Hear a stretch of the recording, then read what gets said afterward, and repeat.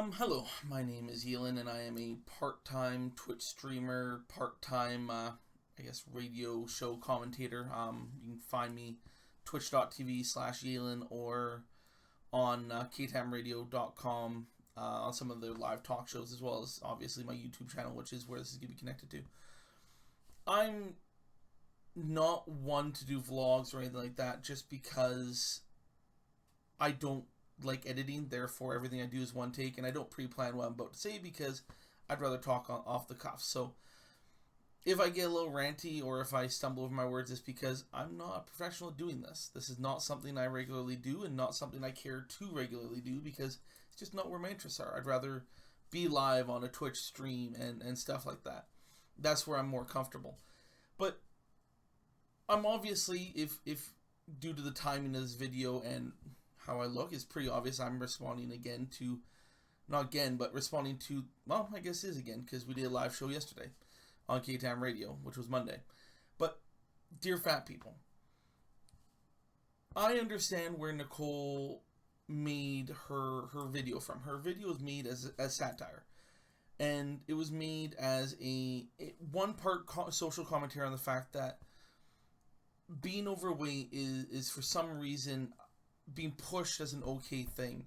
Philip DeFranco did a very fantastic video on it, in my opinion. It wasn't obviously anything really big, but he made some very good insights. One insight was, the body positive movement is fantastic. It needs to exist. It is wonderful that it exists. But it is normalizing being overweight, and that is not an okay thing. You should never accept the fact you're fat. It is not something that is acceptable. You should love yourself for who you are, but part of that is to love the fact that you want to continue living, that you want to be healthy. Being obese is not healthy. There's not a single obese person in this world who can ever claim that long term they are healthy. I have been an obese person who is healthy. Back before I had all my medical problems, I was 350 pounds. I was active. I had very, very good health. My cholesterol was lower than the average person's. Average healthy person, not average person of my size. Average healthy person. All my blood work showed a perfectly healthy person who was extremely active and had absolutely zero health concerns or need to exercise. But I was 350 pounds. And me and my doctor had many conversations about the fact that as much as I was healthy at that time, once my health starts deteriorating due to age and stuff like that, I'm going to go down very quickly, and my health is probably going to go down early because of my weight. So one of those, don't count your chickens before they hatch. And lo and behold, ironically enough, no more than probably 6 months to a year after that conversation with my doctor, I injured my back at work, and I've never recovered since. It's been about 4 to 5 years now since my back injury, and if it was not for the fact that I was already a large man before my injury, I probably could have recovered from my back injury within a year, like full recovery from my back injury within a year. But because I was over 350 pounds, my body wasn't able to recover from it the way it should have. So as such, I have long-lasting pain and discomfort due to the additional 85 pounds I've tacked on top of my already 350 pounds. On top of that, I have massive muscle deterioration due to the lack of activity I had after my injury. So the muscle I had that allowed me to walk around with the 350 pound frame massively deteriorated, and I gained more weight, and now I have fat people problems. On top of that, I also have medical problems that may or may not be associated with my weight. I have hyperuricemia, which causes uric acid to build up. Well, typically makes uric acid build up in your joints and causes gout. Mine builds up in the kidneys and comes out as kidney stones. That happened before my injury. Actually, it happened like right before my injury, being diagnosed with hyperuricemia. That may have been because of my weight. It may have been something that I was inevitably going to get. It's like a person with diabetes. If you're predisposed to diabetes, it doesn't matter what your weight is, you may get diabetes, type 2 diabetes at some point, due to even just diet alone. But the bigger you are, the higher that chance is that you're going to get your diabetes possibly younger. No matter what, if you're predisposed to type 2 diabetes, you are going to get type 2 diabetes. The funny thing is, if you maintain a healthy lifestyle, you may not get type 2 diabetes till you're 120, 130, 140 years old. It's one of those things that you're eventually going to get due to your genetics, but you may die before it kicks in. If you are unhealthy, if you are overweight, that time is going to come down. So you're going to get eventually. It's just a matter of will you be dead before that possibly comes. That's off point.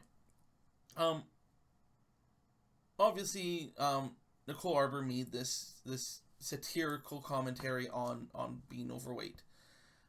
I don't think she's wrong. I think a element of fat shaming needs to exist. Fat people should not get comfortable with their weight. It's not necessarily the general public's job to fat shame, because it's automatically dubbed any negative commentary towards a person's weight is fat shaming, as is basically dictated by people like Whitney Thorne. That if you make a fat person feel uncomfortable because of the fact that they're fat, you're fat shaming.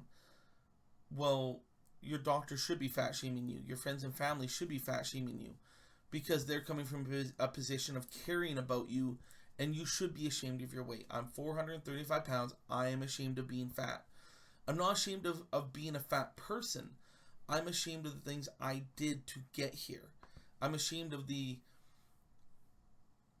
single what to a fat person is a single serving thing of Ben and Jerry's. I go at them, I get at the store and I eat the whole thing of in a single sitting. I'm ashamed of the extra burger I get. I'm ashamed of the milkshake I get at McDonald's when I should just be drinking water. I'm ashamed of all these nickel and dime things I keep adding to my diet because I want it. And I know it's bad for me, and at the time I even recognize it's bad for me, but I want it and I take it. And I shouldn't. And I know it, but I do it anyways. And most overweight people do. We also need to recognize the difference between somebody who is fat and somebody who is larger. There's a lot of people out there and that are bigger people but are not obese. They're bigger, but they're not really fat. Some people may look at them and go, oh, that's a fat person.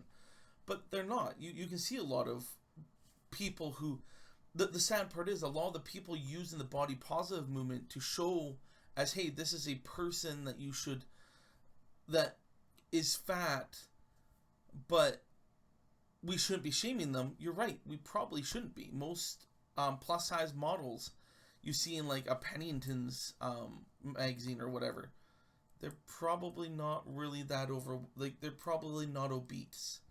They're overweight, sure, but they're not obese. Obese really gets to an extreme. Or you get to somebody like me who would be considered super obese because of my size. Like, I'm 6 feet tall, so I'm a tall guy already. I'm supposed to be a big guy, weight-wise, but not 435 pounds big, not 350 pounds big, not 300 pounds big.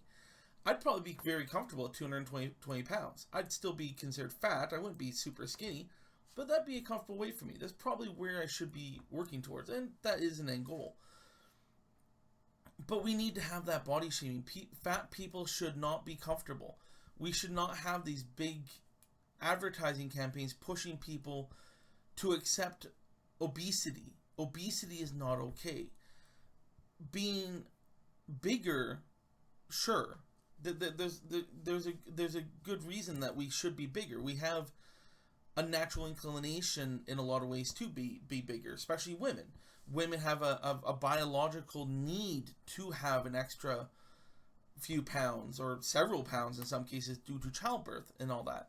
And as we get older, we obviously are going to retain more weight. It's a natural function, but obesity is not natural, and that's what needs to be defined in this. Is obese people and super obese people do need to have that element of shame over top of them, so they never get comfortable with their weight. Because the moment an obese or super obese person gets comfortable, they normalize it. The moment it's normalized, they're not willing to do anything about it, and they're more likely to actually gain weight.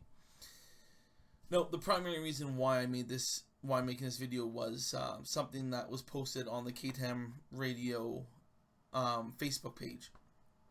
That was a picture of Philip DeFranco's response to Dear Fat People, and beside it was an advertisement for weight loss. Just a black and white hand-drawn type ones that we've been seeing for quite some time. Talk about doing this special thing to lose weight. Something that overweight people seem to have a massive problem understanding is the majority of diets and these gimmicky programs, like this 21-day program, I think it's called, it is one of them, Atkins diet, all these different diets and shit. There's a reason they don't work. They're designed to make money. They're not designed to make you lose weight. The key to them is that they catch you when you're in a positive mood to lose weight. They catch you when you're at a point in your life where you feel the need to lose weight, and that you're ready to make better choices, and you're naturally going to make those choices because you want to lose weight. You then see a quick fix diet or one of these programs, and you get excited and go, maybe this will help me. I've got the positive attitude, now I need to find a program. Because fat people like programs, because we don't think we can do it. We don't think that we have the capacity to lose weight on our own. And not necessarily on our own. What I mean by on our own is we don't have the capacity to go to our doctor and talk to them about it and get their help to go see actual professionals lose weight. I myself, I'm seeing a dietitian. Why? Because that's the person who's going to help me get my eating in order. Exercise is going to come later. Diet is first. Attitude is the first thing, then diet, then exercise. Exercise has to be the last thing you get in order, because your diet can make you lose more weight than exercise ever will. Exercise is a very small part of weight loss. The largest part of weight loss is your attitude. The second biggest part is your diet. The third part is exercise. The fourth part is consistency. Is the last thing you need to make sure you have, but it probably ends up being one of the most important parts, because you need to have that consistency. We have to have everything in order, or at the very least you have to have attitude, consistency, diet, consistency, weight, exercise, consistency. But these programs, they don't help with that. What they do is they get you to buy a bunch of their stuff. You then start the program. Now you go into the program being positive. You go into the program already telling yourself, and probably have already started doing this, I'm going to start this program and I'm going to make better choices. So you've already started not buying that ice cream. You've already started not buying that milkshake. You've already started not getting that second cheeseburger. Before you even start the program, you've already started making choices to lose weight. You've already made these choices. So you've already started essentially calorie starving your body, which means your body's immediately gone on, I'm not going to lose weight. So your body started resisting the idea of losing weight. So you're not going to see much in the way of your scale the first little bit, because your body's thinking, oh, he's starving me, I'm going to hold on to this weight right away. You then start the program. You continue making the food choices you've been making. You might even make some better ones thanks to some of the things that the program gives you. The program might give you a cookbook. It might give you food tips, ideas. You might look on the internet during that time and get your own. So you're now furthering that process. It also gives you these gimmicks. It might even give you an exercise program, which will help. Honestly, it will help.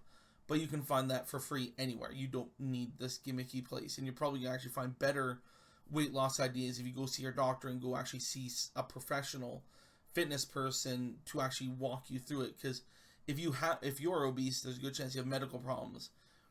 And which means you're going to need a fitness routine to work towards your specific exercise, your specific medical issues. Because you're not good. There's no one size fits all exercise program for an obese person with medical problems. There just isn't. So you're doing all these gimmicks, these programs, and you're buying whatever. You're buying their food. You're buying their books, you're buying their containers like the 21-day program. You're buying all these things. And then you start seeing the weight coming off the scales. And you immediately associate with that program. You immediately think, oh, the program's doing this. It has nothing to do with me. The program is helping me do this. Well, then you start getting complacent. you go from doing all these extra things that you started to do when you decide, hey, I'm going to do this, and then you start only doing what the program wants you to.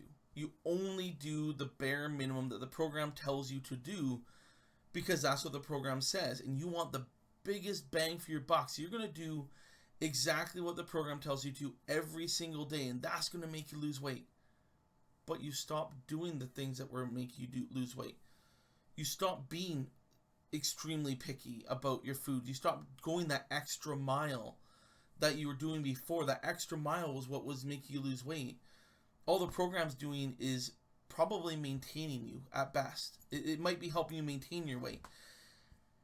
And ultimately, the program isn't doing anything to help you except make you complacent. It's convinced you that it's what's making you lose weight, not you, not the choices you made before the program started.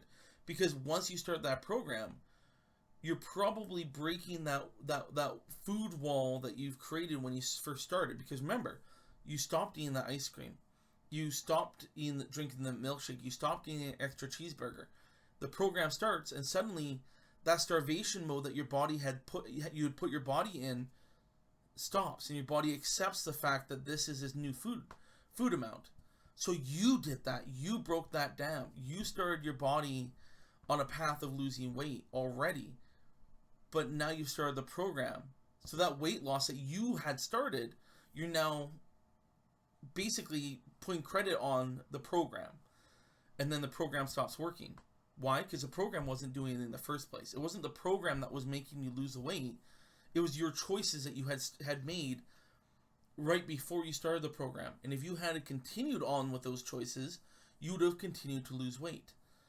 Now, I'm not an advocate saying that, no, you shouldn't find something that works and actually do it, because you're ultimately going to need to find a program. I'm one who's doing it myself, but I'm doing it through my doctor. I'm doing it through a dietitian. I'm going to be doing it through a fitness expert. I'm going to be doing it the proper way and finding actual professionals, not these people on a website who tell you that they have professionals. I'm going to go see professionals, not listen to a person who's saying they are a professional. I'm not a professional. I can't tell you what you need to do. I can't tell you that you need to do this, you need to do that. I can tell you what I'm doing. I can tell you what's working for me. I can tell you that based on actual fact is, stay away from liquid calories. Guess what? If you're drinking fruit juice, you're drinking pop. There's no difference. You are drinking your calories. Your body takes time to digest food. Your body also takes time to use food. Well, guess what? Liquids just go right through your system. So if you drink 400 calories in juice, what? You're going to burn...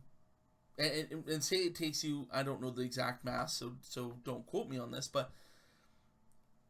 if I remember right, this might be by fact. Usually, I believe it takes like 8 to 24 hours to digest food, depending on the complexity of the food. Liquids aren't going to take that long. Liquids, this is my guess, might take 2 to 4 hours, depending on how complex they are. So, if you have juice with pulp, that might be 4 hours. If you have just juice and concentrate, that might be 2 hours. You're not going to burn those 400 calories in 2 hours. You're not going to do it. That's never going to happen. So what you're doing is you're drinking 400 calories. You might burn a small portion of that. Let's be hopeful. You burn 50 to 100 calories of that. Well, 300 calories are now being converted into sugar and going right into fat that you now have to burn later because you're not burning it right now. So liquid calories are the worst thing possible. Stay away from anything that is liquid calorie-wise. Drink water. Just water. A cup of milk a day is good for you. Why? Because as an overweight person, you need that calcium to maintain your bones. So there's nothing wrong with that. Yeah, it's liquid calories. Yeah, you're going to have to burn them off later. But you need the calcium, and you don't want to get that calcium from things like cheese. You just don't. These are facts that you can find anywhere. That's this obvious to us fat people. Stay away from your liquid calories. Just stay away from them. Beyond that, I can't give you a suggestion. I can't tell you what you need to eat. I don't know what your diet is. I don't know what you like to eat, because you do have to cater to what you like to eat. You really do. We're fat because we like food. We like the taste of food. we need to enjoy our meals, and it's about finding those healthy alternatives. I'm terrible at that. I'm at the start of my journey in this regard. I'm not a fruits and vegetable person. I am terrible at it. I am not a healthy eater. But we need to be. We being obese, or especially us who are super obese, we need to care more. We need to feel that shame as a motivation. I'm not saying shame in the sense of we need to be beating ourselves up every day, but we do need to recognize that we are fat. It is not okay. We are not beautiful because we're fat. We can be attractive people. I don't think I'm attractive. My significant other does. She thinks I'm beautiful for my size. I'm okay with that. You can still be attractive. You can still be beautiful in that regard. Being the size that we are. But we cannot accept the fact that big is beautiful. We have to accept the fact that if we were to lose this weight, we would be more beautiful. And that's what we should want. We should want to be more beautiful. We should want to be healthier. We should want these things for ourselves. We should want these things for our family. We should want these things for our children if we have kids. We need this. We need to have that element of shame hanging over our head, telling us that you are not perfect the way you are. You are not okay the way you are. You are not healthy. You are not the beautiful that you should be. You are not okay. This is not acceptable. Yes, Nicole made some really low ball jokes. Yes, it's a low ball comedy routine. Some people like myself actually don't mind lowbrow comedy. We don't mind cheap comedy. I actually enjoy it. George Carlin is actually fairly well known for having some fairly low ball jokes. He has some very high intellectual jokes that are fantastic, but all comedians have some low ball jokes that a few other YouTubers decided to make comments about too, that a joke isn't funny if the more you research it, the less funny it becomes. No, I'm sorry to say that lowball jokes can be funny. It doesn't require a joke that becomes funnier the more you research it to actually be a joke. That isn't a requirement. Jokes come in many forms, many sizes, and if you, as a comedian, think that the only type of joke that is worthwhile is one that gets funnier the more somebody No, I want a joke that's funny when I hear it, not a joke that becomes funnier the more work I put into understanding it. Yes, I do enjoy jokes like that. I think those are worthwhile jokes as well. But lowball jokes can still be funny. If you hear a joke, no matter how inappropriate it is, no matter how non-PC it is, it can still be funny. That's the thing. I'm not going to go into detail of what humor I enjoy, but let's just say there are no boundaries in regards to my personal humor and acceptance of humor, because I am smart enough to understand the difference between somebody making a joke but recognizing the travesty behind the joke, and somebody who is making a joke just because they want to be an asshole. There is a big difference. I, for one, have been having lots of fun making pedophile subway jokes. Like, that's where I'm getting my enjoyment from lately. Not because I think being a pedophile is funny, but because I think it's hilarious to mock Subway over the fact that they had Jared as their spokesman. It's my sense of humor. You don't have to like it. Lots of people do. It doesn't make anybody diminished because of it, because I'm pretty sure you have your own inappropriate jokes that you enjoy. And I'm not going to judge you for that. So please don't judge me. Think I'm done ranting. I can't think of anything else to really say at this point, except for I think Nicole should get a pass. I think that if you don't enjoy her humor, don't go to her site. That's pretty simple. Don't even go to her site to dislike, because all you're doing is being one of those keyboard warriors she's talking about. You're literally going to her video for this, literally the sole interest of disliking her video. Why? Like, really, like, what's the point? If you don't like something, stay away from it. Otherwise, you're going to be spending all day, every day, chasing after the things you don't like. And believe me, there's far more things that we should be worried about. We're in a world where people are obsessing over Cecil the lion, and we have dead kids washing up on shore due to the war in Syria. But Cecil the lion gets more coverage. Nicole's videos gain more coverage. Why aren't we talking about the important things in life? Why are we so obsessed with this comedian talking about fat people when children are dying? This makes no sense. I should be making a video about the travesty of the war in Syria and these kids washing ashore. I shouldn't be making a video about fat shaming. Why? Because my fat is not important. It's important to me, it's important to society, but if you have time to comment about fat people and a woman making a comedy video about fat people, then you should be putting 1,000,000 times more effort into making videos about the travesty that is the war in Syria, the travesty about the Gaza Strip, the travesty about people dying throughout the world. But I can guarantee these people are not putting 1/10 of the effort into those things as they are putting into the effort about a comedian making lowball jokes. That's my final comment on this is, if you are a person who feels the need to guilt a comedian about their comedy, but you don't have the time and effort to put into talking about a war killing children, you're a terrible person. And yes, I have not made a video about the war in Syria, but I spend a lot of time doing my research on it and commenting on it and talking to people about it and trying to find ways. And maybe I should make a video. I don't think I have anything intellectual to add to that, because even I don't fully understand everything. And maybe that's why.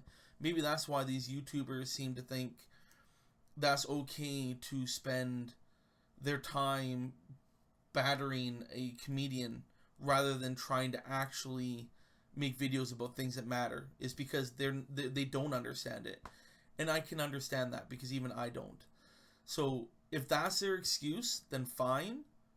Maybe we should, as a society, be spending more time doing more research on this. And on that note, I'm going to end this video and quite literally go start looking at more videos about the travesties that are really happening in this world, and maybe what I can do about it. And maybe tonight on KTAM Radio, maybe or maybe not tonight, maybe in a few days when I've actually had time to do more research, maybe we'll actually have a big discussion on KTAM about the war in Syria, the Gaza Strip, and shit like that. Things are actually important, because it's really stupid that we're fighting over fat shaming and a comedian, and we're not spending more time on that. So thank you for listening to my rant. I have no idea how long this is, but probably too long. It looks like it's almost a half hour.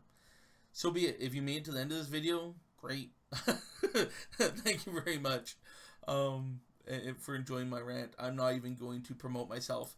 If you want to hear what I do, go to the beginning of the video again and find out there, because honestly, I think how I want to end this is literally quit being an asshole. Quit battering these people over things that don't matter.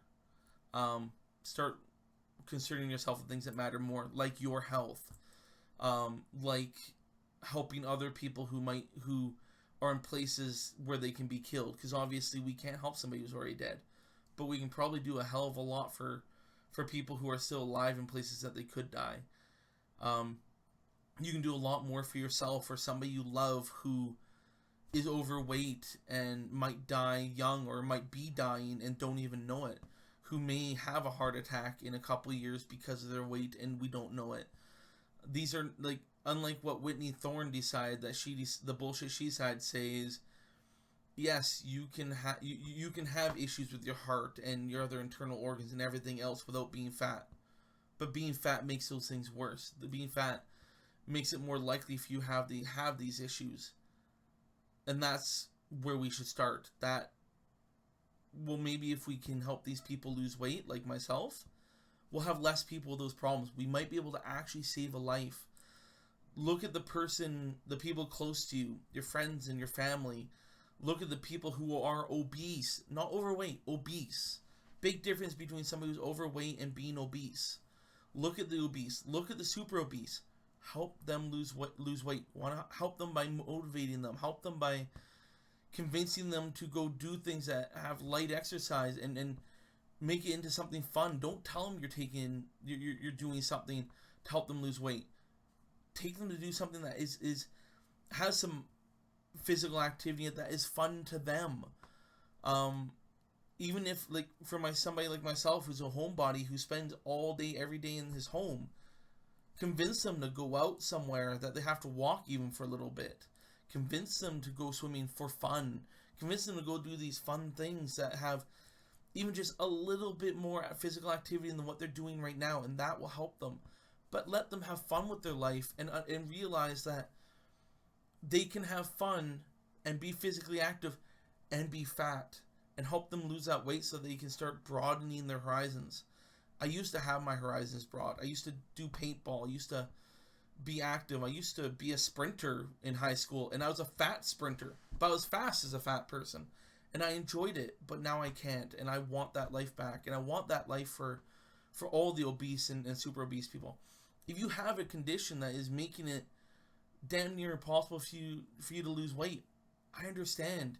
You're not necessarily fat by your own choices, but you can always make choices that will help you lose weight. Always. There isn't a single fat person in this world who's fat for no other choice than their medical problems. You can still lose weight. There are ways. There are doctors and professionals for that. It might just be a much harder struggle for you, and I understand that, and I feel for it. And I feel bad for you that your struggle may be harder than mine. And if you are an obese person whose struggle isn't as hard as mine and I lose weight, guess what? I'm just proving that it can be done. There's people like Boogie who have been struggling with his weight for a long, long time, and he's making those steps. Well, guess what?